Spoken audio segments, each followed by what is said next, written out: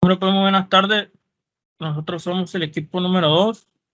Mi equipo está conformado por Luis Ángel Avilés Mesa, Luis Gustavo Irales Ceseña, José Carlos Hernández Luna, Juan Manuel Velázquez Santiago, Luis Ángel Murillo García y su servidor, Víctor Alfonso Sánchez Castro. Nosotros le vamos a exponer el tema de la regla de los puntos. Esta regla nos dice que una corriente que entra por el terminal punteado de una bobina produce una tensión de signo positivo en el terminal punteado de la otra bobina. Es decir, una corriente que entra por el terminal sin puntear de una bobina produce una tensión de signo positivo en el terminal sin puntear de la otra bobina.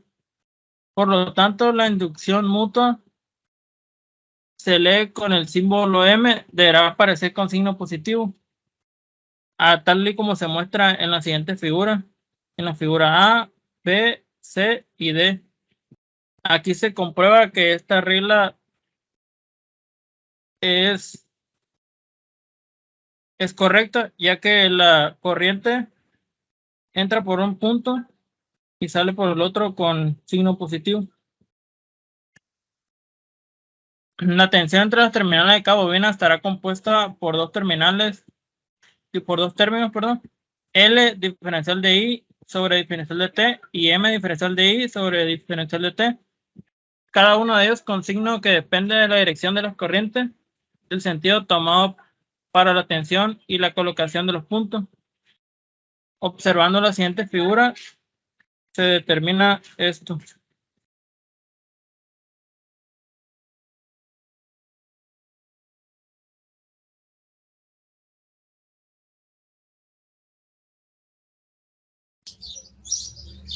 Bueno, suponiendo que la corriente L1 sea positiva y creciente con el tiempo, el flujo magnético en el núcleo produce L1.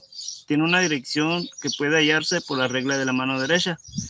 Bueno, lo mismo puede determinarse en el sentido de flujo que produce L2 y son los mostrados en la figura. Por tanto, se puede decir que son flujos aditivos.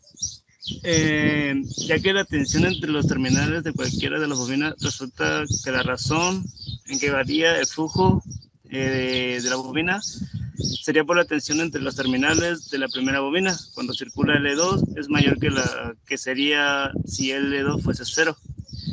Y así pues se puede decir que L2 induce a la primera bobina a una tensión que tiene el mismo sentido que la tensión de autodicción de dicha bobina.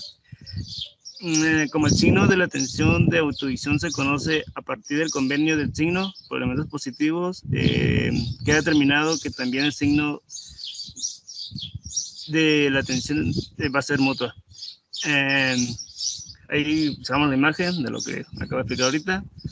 Y bueno, en el convenio del punto se puede decir que permite o que facilite la construcción física de la bobina colocando un punto en uno de los terminales de cada bobina en forma tal que las corrientes que entren o salen de los terminales son punteados, producen flujos aditivos. Siempre hay dos situaciones posibles para los puntos. Los flujos seguirán siendo aditivos sustractivos o aditivos positivos. En consecuencia, el método alternativo para elegir el signo correcto de los términos mutuos consiste en observar, en primer lugar, si las corrientes entran o salen y si lo hacen en el signo de la tensión mutua. Ese es el mismo en el que la tensión de autodicción de dicha bomba. Por el contrario, si no cumple con ninguna de estas condiciones, el flujo subtractivo y el signo de la tensión mutua en cada bobina es opuesto a la tensión de la autodicción de dicha bomba. Y ahí podemos observar una imagen como ejemplo.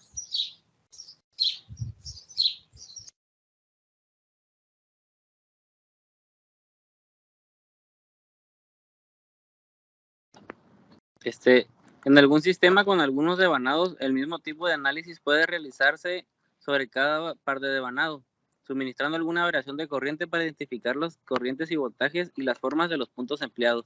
tales como 0. Relaciones entre cada par de devanados. Para un sistema con muchos devanados, este esquema evita la confusión de un gran número de puntos similares. Bien, como podemos ver ahí en las equivalencias tenemos lo que es el acople magnético. Que pues es un acoplamiento que se produce pues por un fenómeno físico por el cual pasa una corriente eléctrica y varía, creo que conforme al tiempo, por una bobina. Y lo que pasa ahí es que se produce un diferencial de potencial entre los extremos de las demás bobinas del circuito y esta. Uno de los puntos o marcas para cada par de devanados fue arbitrariamente seleccionado y la posición de los otros puntos se determinará entonces. Para asignar los puntos a marcas de polaridad a un par de bobinas acopladas, se elige un sentido de corriente de una de ellas y se coloca un punto o marca en la terminal por el que la corriente entra al arrollamiento. Este que tenemos en la imagen es un transformador.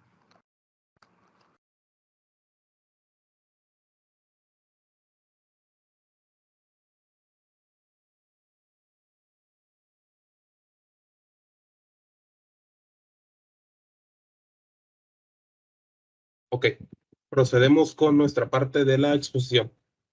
Y dice lo siguiente: aplicando la regla de la mano derecha, podemos determinar el flujo correspondiente. Ahora, de acuerdo en la bobina secundaria, de acuerdo con la ley de Lenz, el flujo ha de oponerse al creado por la variación de corriente, y entonces de esta manera se coloca una marca terminal donde sale la corriente de la bobina primaria.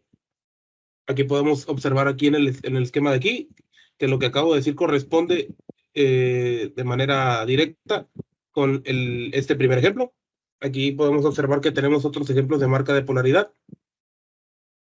1, 2, 3, 4, hasta llegar a 8, el polo número 8 respectivamente. Dice, nos corresponde abajo, dice, cuando nos dan los sentidos de corriente establecidas para analizar un par de bobinas, solo se toma un sentido de corriente de un solo inductor.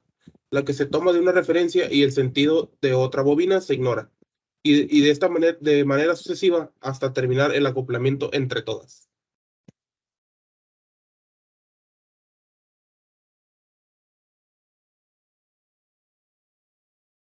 Cambio, por favor.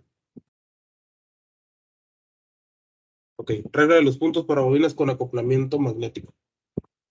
Dice lo siguiente: la polaridad relativa en el caso de voltajes de inducción mutua, podemos determinar partiendo de esquemas del núcleo en el que se vean los sentidos de los devanados. Pero este no es un método práctico. Para simplificar la representación esquemática de circuitos con acoplamiento magnético, se sellan las terminales con puntos. Aquí tenemos una y aquí tenemos otra. En el ejemplo número C vemos que es igual 1 y 2, pero en este caso son 2 inductores. Para asignar los puntos a un par de inductores acoplados, se elige un sentido para la corriente en una de ellas y se coloca un punto en el terminal por el que la corriente entra en el arrollamiento. Aplicando la regla de la mano derecha, se determina el flujo de correspondiente. Ahora, en el caso de la segunda bobina, de acuerdo con la ley de Lenz, el flujo de ponerse creado por la variación de la corriente. Y utilizando nuevamente esta misma regla, determina el sentido de la corriente natural, colocando el otro punto en el terminal con el que dicha corriente sale del arrollamiento. Esto no es preciso, ya que dibujar los núcleos y el diagrama queda como indica en la figura C.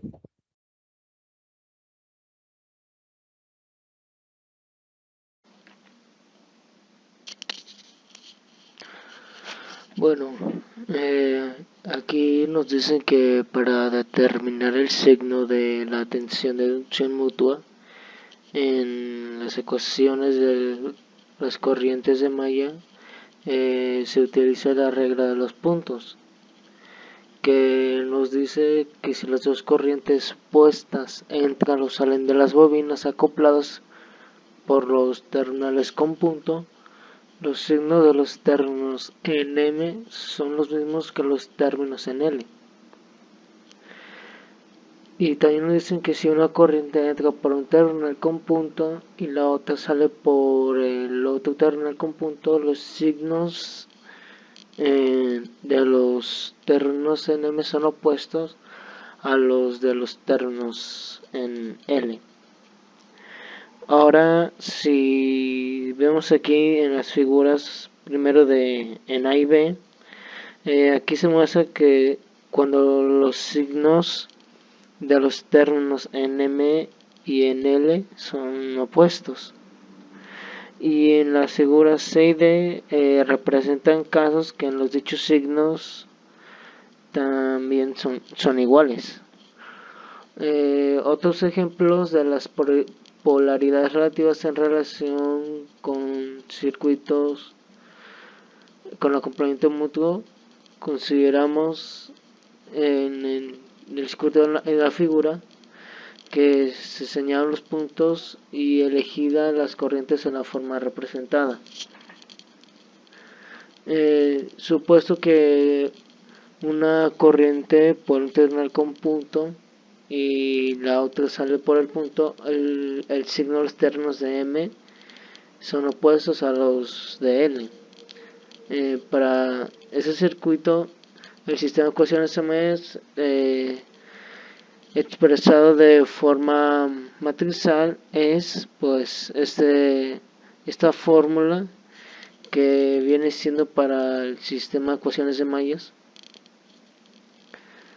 Y el otro es de un circuito simple con acoplamiento conductivo de dos mallas, indicando de los terminales positivos. El sistema de ecuaciones de las corrientes de mallas viene expresado de esta forma matricial.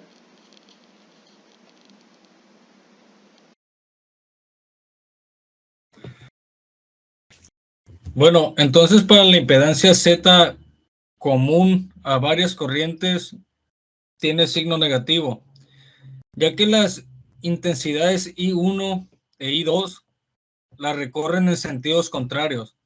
Prescindiendo del interior de los recuadros, en las figuras, ambos circuitos tienen el mismo aspecto, salvo en los puntos en uno y los signos en el otro. Aquí por la anotación de los puntos, se utilizan puntos en este esquema y acá son signos positivos, ¿no? Que indican la polaridad. Comparando los sistemas de ecuaciones, se ve cómo el signo negativo de la ecuación corresponde con el de Z, con el de la impedancia.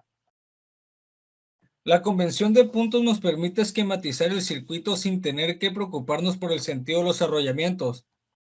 Dada más de una bobina, se coloca un punto en algún terminal de cada una, de manera tal que si entran corrientes en ambas terminales con puntos o salen, los flujos producidos por ambas corrientes se sumarán.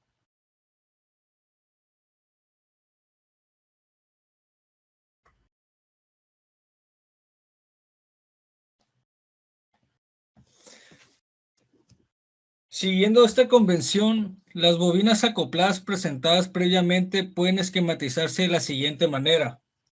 Aquí, como se muestra en la imagen, bajo la convención del planteamiento de los dos puntos, podemos ver cómo en las terminales donde entra la corriente, en ambas bobinas o en la parte primaria y secundaria, obtenemos un voltaje positivo. Acá de la misma forma.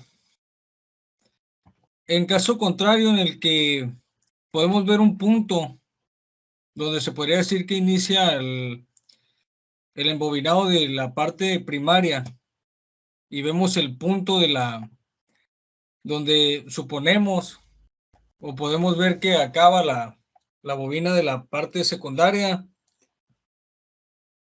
por lo que es igual signos contrarios o puntos de forma contraria, podemos ver un resultado negativo.